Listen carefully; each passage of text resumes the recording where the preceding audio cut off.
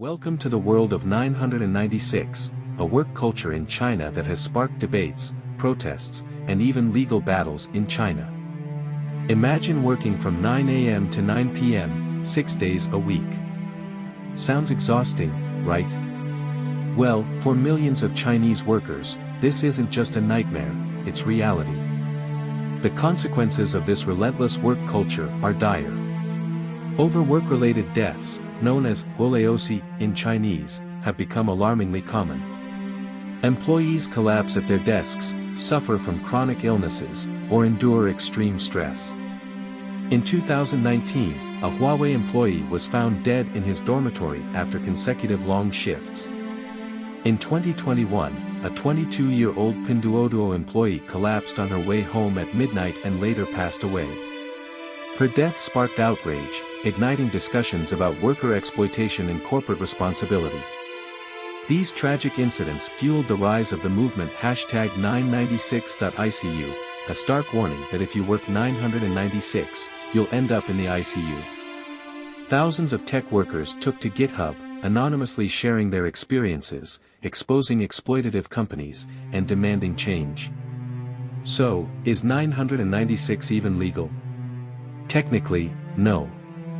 China's labor laws state that employees should work no more than 44 hours a week, with overtime being voluntary and compensated. However, enforcement is weak. Companies exploit legal loopholes, often disguising overtime as voluntary work or offering minimal compensation. In 2021, China's Supreme Court officially declared 996 illegal, a move hailed as a victory for labor rights. But in practice, not much changed. Many workers report continued indirect pressure to work long hours, fearing that refusal could cost them promotions or even their jobs. Yet, a shift is happening. The younger generation is pushing back against the 996 mentality. A new movement called Tang Ping or lying flat has emerged, rejecting overwork culture and embracing a simpler, slower lifestyle.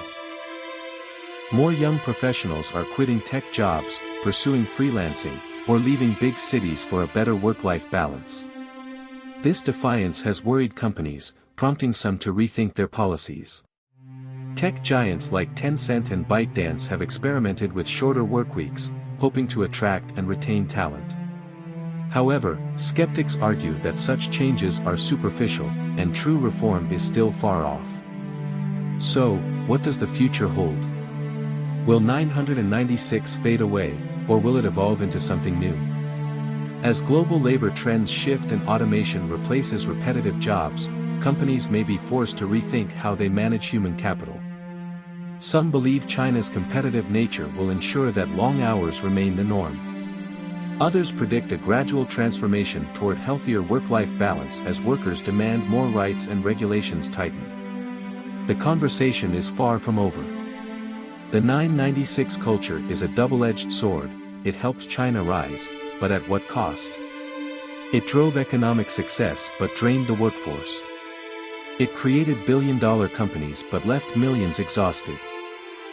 As debates rage on, one thing remains clear: change is coming, but how fast and how effectively remains uncertain.